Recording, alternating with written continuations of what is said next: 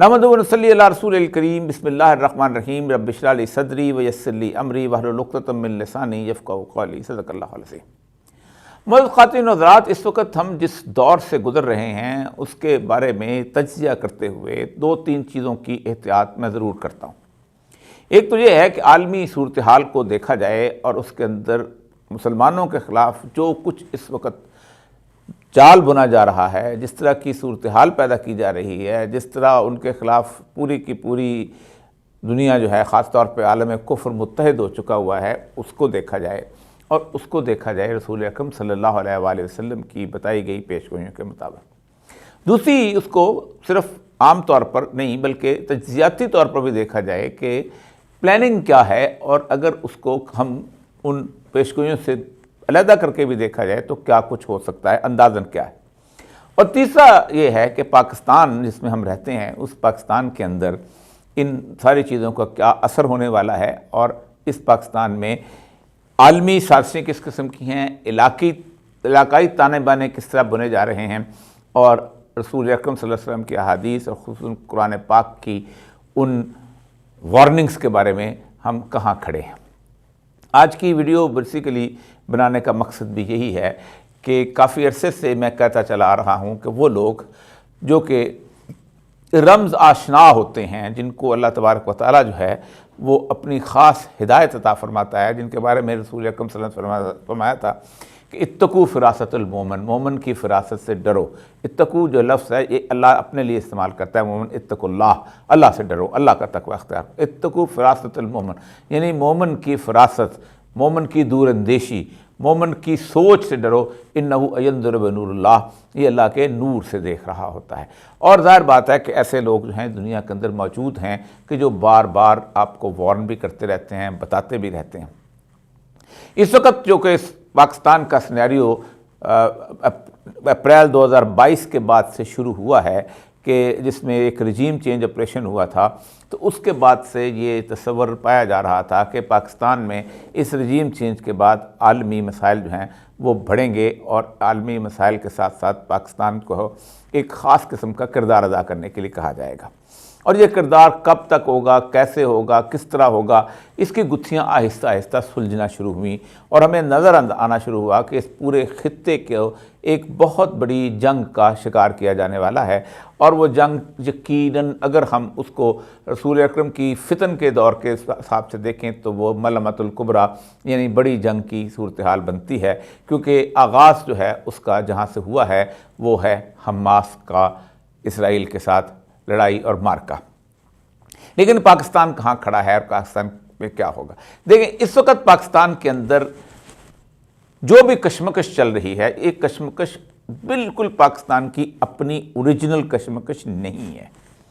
ये पाकिस्तान की कशमकश आलमी अदारों की एक और आलमी ताकतों की एक अपनी मर्ज़ी की क़यादत लाने की जद्दोजहद है, और उस क़यादत के तौर पर चाहते हैं कि पाकिस्तान को हम जो रोल देंगे, पाकिस्तान को जो किरदार अदा देंगे, उस किरदार को बिल्कुल वो वैसे ही अदा करे कि जैसे 9/11 के बाद मुशर्रफ ने सर तस्लीम खम करते हुए अदा किया था, और उसके बाद वो आगे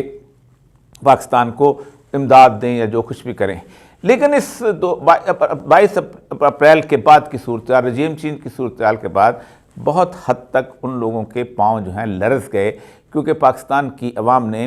बिल्कुल मुख्तलिफ रद्द अमल ज़ाहिर किया। किसी को अंदाज़ा ही नहीं था कि एक अमूमी तौर पर गैर मकबूल इमरान खान, जो कि 3 साल वज़ीर आज़म भी रहा हो, उस शख्स को बाहर निकालने के बाद लोग किस तरह सड़कों पर निकल आएंगे, और लोगों के जज्बात की सूरत हाल होगी कि वो तमाम तर हथकंडे इस्तेमाल करने के बावजूद भी इमरान खान की पॉपुलैरिटी जो है और उसकी मकबूलियत जो है उसमें सरे मुँह फ़र्क नहीं आया, बल्कि दिन ब दिन बढ़ती चली जा रही है। इसलिए वक्त के साथ साथ चीज़ें जो हैं बदलना शुरू हुई, और उसके साथ साथ लोगों ने अपनी स्ट्रेटजी को भी बदला। ये मनसूबा जो है अमूमन मैं किसी वक्त तफसील से अगर गुफ्तगू करूँगा तो उसके बाद ये मनसूबा जो है ये बहुत पहले से ही इसकी प्लानिंग शुरू हो गई थी कि पाकिस्तान के अंदर हमने किस तरह आगे के दौर में, जिसमें 2013 के बाद हमने प्लान किया था कि अफ़गानिस्तान से जब हमने निकलना है, आज से 8 साल बाद निकलें, 5 साल बाद निकलें, 6 साल बाद निकलें, क्योंकि निकलने का फ़ैसला तो उस दिन हो गया था जिस दिन तालिबान का दफ्तर जो है कतर में बनाया गया था, तो हमें अफ़गानिस्तान को कैसे मुस्तकिल डिस्टर्ब रखना है। इसलिए दो चीज़ों की स्ट्रेटजी सोची गई थी। एक तो 4 लाख के करीब अफ़गान फ़ौज जो थी वो तैयार की गई थी, जिनको अमेरिका की तर्ज के ऊपर बाकायदा तनख्वाह दी जाती थी, जिनको वहाँ की सारी जो ट्रेनिंग दी गई थी, जिनको लॉजिस्टिक्स भी बेहतरीन दिए गए थे, और साथ साथ उनको इंटेलिजेंस सपोर्ट सैटेलाइट की थी। एक तो वो कर लेगी, बहुत ज़बरदस्त तरीके से उनको देख लेगी। लेकिन उसके साथ हुआ ये था कि पाकिस्तान को भी एक अल्टरनेटिव रखा जाए, ताकि अगर पाकिस्तान और अफ़गानिस्तान की जंग होती है तो फिर उसके बाद अफ़गानिस्तान यकीनन जो है वो डिस्टर्ब हो जाएगा। लेकिन हुआ ये कि वो जो हम कहते थे कि इनको मोमन की बसारत जो थी वो नहीं थी इनके पास, 4.5 लाख फ़ौज जो है सिर्फ 4 दिन के अंदर ख़त्म हो गई। अब पाकिस्तान के अलावा कोई और रास्ता बाकी नहीं बचा था कि अफ़गानिस्तान को डिस्टर्ब किया जाए। ये सिर्फ 5-6 महीने के अंदर जैसे उनको अंदाज़ा हो गया कि अब हम अफ़गानिस्तान के अंदर किसी भी किस्म की साजिशी सूरत हाल पैदा नहीं कर सकते, और अफ़गानिस्तान जो है एक इसे कहते हैं रास्ते पर चल निकला है तरक्की के और खुशहाली के और अमन के। तो पहले तो यही जो अमूमन होता है कि जनाब औरतों को तालीम नहीं देते, ये कर रहे नहीं करते, वो करते, लेकिन इन सारी चीज़ों के बावजूद फिर भी उनके यहाँ अमन और सुकून चलता रहा, और फिर उसके साथ एक रास्ता बदला गया जिसे रजीम चेंज का रास्ता कहते हैं, क्योंकि अब वो काम नहीं करना मकसूद था, वो पाकिस्तान से करवाना था। तो फिर पाकिस्तान से अगस्त के महीने के अंदर उस रजीम के 3 या 4 माह के बाद आपने देखा होगा कि अमन ज़वाहिरी का वो जो मिज़ाइल है वो वहाँ पर वो गया, और अमन ज़वाहिरी जो है वो जाँ बहक हो गए, जिससे एक जिसे कहते हैं पाकिस्तान के बारे में एक ऐसी कैफियत पैदा हुई, बदली पैदा हुई कि पाकिस्तान से शायद उसकी एयर इस्तेमाल हुई, और हुई भी थी, ज़ाहिर बात है, क्योंकि पाकिस्तान ने उसकी नफ़ी नहीं की और अफ़गानिस्तान वो मांगता है। उसके बाद पाकिस्तान के अंदर एक ऐसी कन्फ्यूजन पैदा की गई कि एक सारे अरसे के अंदर पाकिस्तान के अंदर सियासी तौर पर एक ख़ास तौर पे एक लीडरशिप को जो इस मामले के अंदर बहुत ज़्यादा अफ़गान प्रो थी, और इमरान खान को जो समझते थे कि इमरान खान हमारे लिए नाकाबिले यकीन किस्म की चीज़ है, उसको किस तरह से ख़त्म किया जाए। इस सारी बुनत के अंदर अहम तरीन इशू वो हुआ कि जिस वक्त पाकिस्तान को ये राज़ी कर लिया गया था कि चूँकि हमने अब्राहम अकॉर्ड कर लिया है, हमने सऊदी अरब को भी राज़ी कर लिया है, हमने यूएई के साथ उनके तल्लुकात भी बहाल कर लिए हैं, हम अब समझते हैं कि इजराइल जो है इस पूरे खित्ते की एक शानदार किस्म की कुव्वत बनकर उभर गया है, क्योंकि यूएई का जो दिफा है वो बेसिकली उस आयरन डोम के पास है, वो आयरन डोम जो कि इसराइल का हिस्सा है। छोटे बहुत प्रॉक्सीज जहाँ ईरान चलता रहता है, यमन में चल रहा है, बाकी चीज़ें उसको हम हैंडल कर लेंगे। शाम के अंदर भी ईरान को इन्फ्लुएंस को हमने ख़त्म कर दिया है, क्योंकि रशिया को जब हमारे साथ मुकाबला करना पड़ा देर ज़ूर पे, तो हमने रशिया की पूरी यूनिट उड़ा के हमने साबित कर दिया कि हम काफ़ी ताकतवर हैं। और चूँकि इंफ्रास्ट्रक्चर ना रूस का ना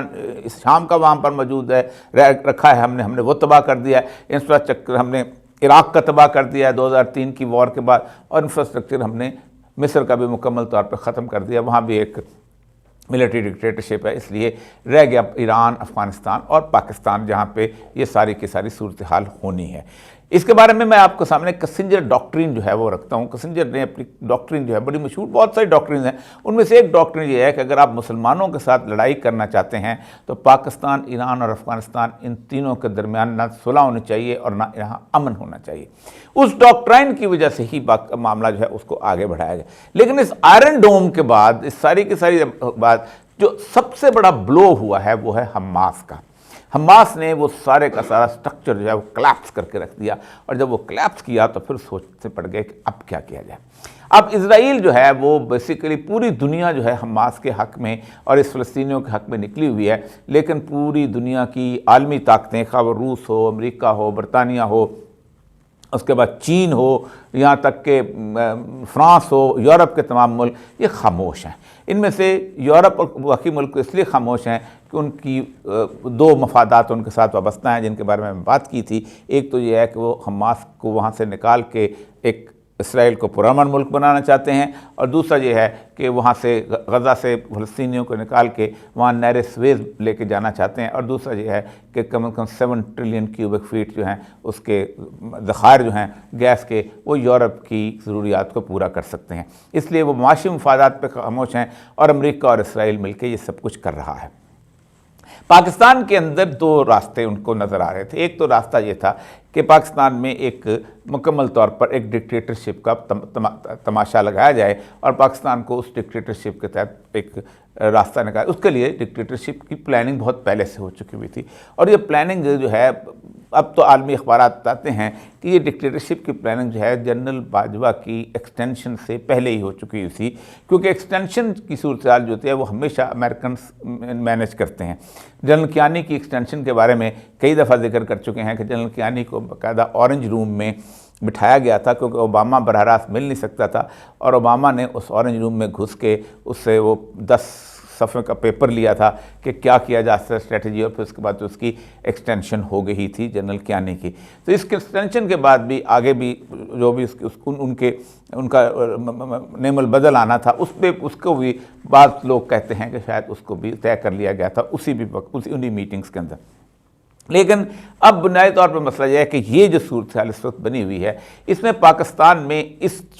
जनवरी के बाद कि जो सूरत हाल है उसको कंट्रोल करने के लिए पूरी कोशिश की जा रही है कि पाकिस्तान को किस तरह एक ऐसे मुकाम पे लाया जाए कि पाकिस्तान में 8 फरवरी के इलेक्शन जो हैं उसको ख़त्म कर दिया जाए और उससे पहले ही हम किसी तौर पर हालात जो हैं उसको ख़राब कर लें, पाकिस्तान के अंदरूनी हालात भी, पाकिस्तान के बैरूनी हालात भी और पाकिस्तान के आलमी हालात भी।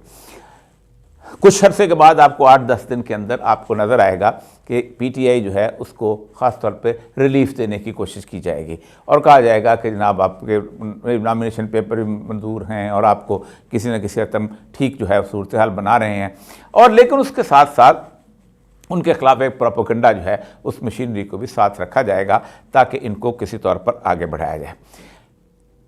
दूसरी सूरत हाल ये है कि पाकिस्तान के पड़ोस के अंदर हालात ख़राब किए जाएंगे। सबसे बड़ा अहम वाक़या जो है वो कासिम सुलेमानी के शहर के किरमान के अंदर धमाका है। ईरान में बम धमाके नहीं होते थे। ईरान की इंटेलिजेंस एजेंसी, मैंने खुद वहाँ रहा हूँ, बहुत मजबूत है। और दूसरा वहाँ यह है कि वहाँ इस तरह का मसला नहीं है। ज़्यादा से ज़्यादा बलोचों के इलाके के अंदर वो रेकी का इन्फ्लुएंस था, वो भी बलोच नेशनलिज्म और सुन्नी शिया का वहाँ बहुत ज़ाहिर बात है सुन्नी शिया का शायद इतना नहीं जितना बलोची नेशनलिज्म और ईरानी नेशनलिज्म का ज़ायदान और सिस्तान के इलाके के अंदर मौजूद है। लेकिन वहाँ इतना बड़ा धमाका हो जाना और 100 से ज़्यादा लोगों का वहाँ पर जाँ भाग हो जाना, ये बहुत बड़ा सानिया था। उसकी बुनियादी बात ये थी कि वो समझते थे कि ईरान जो है वो किसी तौर पर इसके मुकाबले में जो लोगों ने किया है उनकी तरफ आँख उठाएगा और उनको अपना दुश्मन समझेगा। उसमें सबसे पहले तो दाइश की सूरत हाल बनती है, इराक़ से कहीं आ सकते हैं या फिर अफ़गानिस्तान की तरफ से वो कहेंगे कि अफ़गानिस्तान में जो तालिबान के स्प्लिंटर्स ग्रुप हैं वो शायद आ सके, लेकिन तालिबान के साथ उनके तल्लुकात इस कदर अच्छे हैं, इस कदर बेहतर हैं कि वो इसका तसव्वुर नहीं कर सकते। आखिर में मलबा जो है वो पाकिस्तान पे गिर सकता था कि पाकिस्तान से जो लोग हैं सिपाही साहबा के पुराने और दूसरे वो जा सकते। लेकिन आप देखें कि उसके मरने के बाद जो रिएक्शन हुआ है वो ये है कि इस्लामाबाद में सिपाही साहबा के एक अहम तरीन शख्सियत को कत्ल किया गया और वो जाँ भाग हो गए हैं। तो इस रिफ्ट को भी आगे बढ़ाना है। 3-4 महाज पर इस वक्त काम हो रहा है।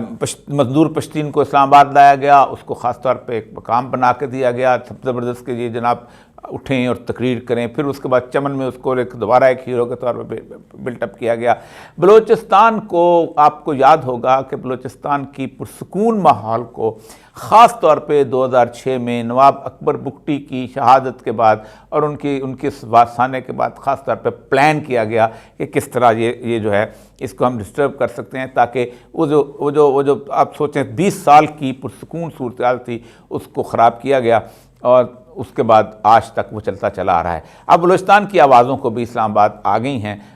जैसे भी मैं किसी पे शक नहीं करता, लेकिन बलूचिस्तान की इस वक्त की जो लीडरशिप है उस लीडरशिप को जो कि किसी तौर पर कभी हालात संभाला करती थी, जिनमें अख्तर मैंगल साहब के वालिद मुताला मैंगल, ख़ुद अख्तर मैंगल साहब और कॉम्प्रेस लीडर जो इस तरह के होते थे, वो इस वक्त लोगों से बिल्कुल जिसे कहते हैं उनको ज़ीरो कर दिया गया है। नौजवानों के हाथ में सूरत हाल आ गई है और उसको मज़ीद ख़राब किया जा रहा है। ये ऐसा क्यों किया जाता है? ऐसा इसलिए किया जाता है कि वो लोग जो कि इस मुल्क के अंदर अपना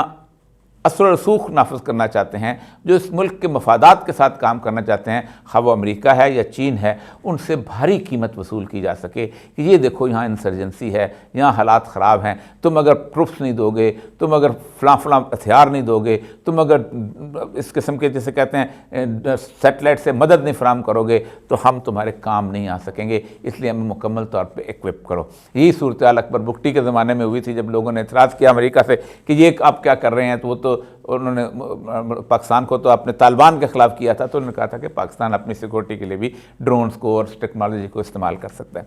इस वक्त अब 3 जगहों पे पाकिस्तान पे इस तरह की सूरत हाल जो है फिर ये जनवरी के अंदर अंदर ये बिल्टअप की जाएगी। एक तो पाकिस्तानी क्योस में इजाफा किया जाएगा। मुझे डर इस बात का है कि आज कैबिनेट ने एक चीज़ मंजूर की है कि 9 मई के वाक़यात जो हैं उनके बारे में उसको जो है वो उसकी इन्वेस्टिगेशन की जाएगी और देखा जाएगा हालात और वाक़यात की। ज़ाहिर बात है कैबिनेट जिस किस्म की है और जिस किस्म के कान से पकड़ कर लोगों को वज़ीर बनाया गया है, ये इंसिडेंट हो जाएगा। अब देखें 9 मई के वाक़े को PTI के ख़िलाफ़ तो इस्तेमाल किया है, लेकिन 9 मई का वाक़ा 1 घंटे के लिए भी एंटी PTI नहीं बना, ये बेसिकली एंटी पीपल बन गया है। किसी पाकिस्तान के शहर में चले जाएं, आपको इमरान खान कोई उसका कसूरवार नहीं ठहराएगा। लोगों को पकड़ा गया, उठाया गया, बंद किया गया, जो कुछ भी किया, उसके बावजूद भी आप 9 मई के वाक़े का जिम्मेदार अवाम की नज़रों में नहीं बैठा सके। लेकिन इसलिए जब आप ये मुकदमा लेके आएंगे तो मुझे डर है, मुझे खौफ है कि ये 9 मई जो है ये बराह रास्त 24 करोड़ अवाम का मसला ना बन जाए। इससे पहले APS हुआ था, ज़ाहिर बात है 180 के करीब बच्चे शहीद हुए थे, उसके बावजूद भी आपने बड़े आसानी से लोगों को कह दिया था कि ये उन्होंने किया, दहशतगर्दों ने किया और तालिबान ने किया। लोगों ने मान लिया था क्योंकि लोगों के ज़हनों में उनका एक तासुर चला आ रहा था। लोगों ने 75,000 जानों की कुर्बानी दी थी बड़ी आसानी। आपने ज़ियारत रेजिडेंसी का वाक़या, हालांकि पश्तून इलाके में बलोचों के आने की थी, लेकिन उसके बावजूद भी चूँकि बलूचिस्तान के बारे में लोग जानते नहीं थे, उस वाक़े को भी लोगों ने एक बहुत खौफनाक किस्म के वाक़े के तौर पे लिया। ये जादू चल गया, लेकिन शायद 9 मई का वाक़े का जादू ना चले और एक बहुत खौफनाक वाली सूरत हाल भी बन सकती है जब वो पब्लिक जो है इसको ये सूरत हाल है। दूसरी सूरत हाल उसके अंदर ये है कि आप चाहेंगे कि इलेक्शन जो हैं किसी न किसी तरीके से डिस्टर्ब हो जाए। काजी फायद ईसा ने 18 मई कह दिया, पहले आपने बंदयाल साहब को इनकार किया कि नहीं, फिर उन्होंने कहा ये 8 फरवरी को करो, ये पत्थर पे लकीर है। अब आपने सेनेट में काजी साहब के मुंह पे जोरदार तमाचा मारा है कि आप जनाब देखें, आप तो कहते थे कि पार्लियामेंट सुप्रीम है, अब पार्लियामेंट ने देखे पास कर लिया है, अब आप इलेक्शन करवा के दिखाएं। ये एक कन्फ्यूजन क्रिएट की जाती है। ये जब 15-20 दिन के बाद जब हालात ज़रा से बेहतर नजर आएंगे तो फिर इस तरह की फोर्सेस बीच में आना शुरू हो जाएंगी, फिर धमाके शुरू हो जाएंगे। और ये पाकिस्तान अकेला नहीं करता, पाकिस्तान के अंदर मनूवर करने के लिए अमेरिकन खुद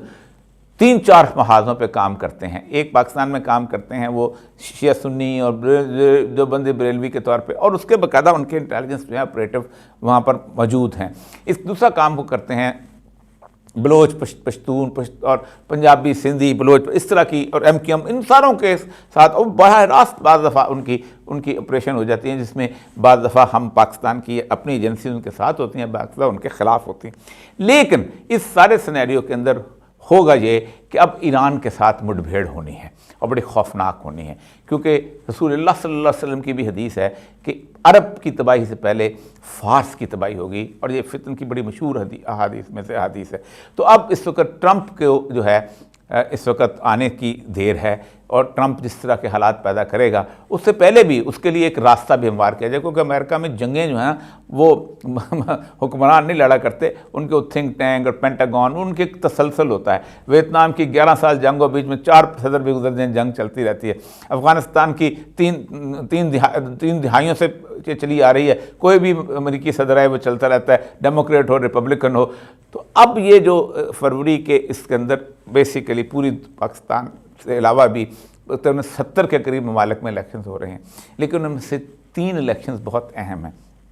बांग्लादेश के अंदर आज से तकरीबन 15 साल पहले सोचा गया था कि बांग्लादेश में एक जिहादी सूरत हाल बहुत खौफनाक पैदा हो रही है और बांग्लादेश जो है ये पाकिस्तान से ज़्यादा ख़तरनाक हो सकता है क्योंकि वो कंटेनमेंट ऑफ चाइना के इलाके में आता है। इसलिए जमात इस्लामी के रहनुमाओं को पकड़ पकड़ के वहाँ पर बाकायदा फांसियाँ दी गई, वहाँ पर जो इस्लाम पसंदों की उनकी मूवमेंट को ख़त्म किया गया। बाकायदा वो उन्होंने NGO क्राउड से बाकायदा वहाँ पर एक चीज़ जब बनाई थी, 4-4 लाख के धरने करवाए गए। अब हसीना वाजिद की पूरी टीम जो है उसको इंडिया सपोर्ट कर रहा है। दूसरी तरफ से पाकिस्तान की जो सूरत हाल है उसके अंदर होगा ये कि इस इलेक्शन के अंदर ये हालात पैदा कर दिए जाएंगे कि पाकिस्तान जो है अब अफ़गानिस्तान के साथ एक बहुत शदीद किस्म की लड़ाई के अंदर घुस जाएगा, क्योंकि उसके आधार फिर शिया सुन्नी मामले के अंदर ईरान को साथ लाने की कोशिश की जाएगी। हम किसका साथ देंगे, यहाँ ये फैसला होगा, क्योंकि अफ़गानिस्तान के अंदर अगर कुछ होता है या पाकिस्तान के अंदर कुछ होता है तो सबसे ज़्यादा जो मफाद कमज़ोर होगा वो चीन का होगा। और आपको पता है कि आज से 2 साल कबल चीन को वार्निंग दी गई थी कि तुम ताइवान की तरफ बढ़े तो हम लड़ाई में आ जाएंगे, तो चीन को पता था कि वो लड़ाई में नहीं जा सकता क्योंकि उसके लिए अपने लिए नुकसान होगा। लेकिन पाकिस्तान के अंदर ये मसला हुआ तो लड़ाई की सूरत हाल पैदा हो सकती है। और इस लड़ाई के अंदर अफ़गानिस्तान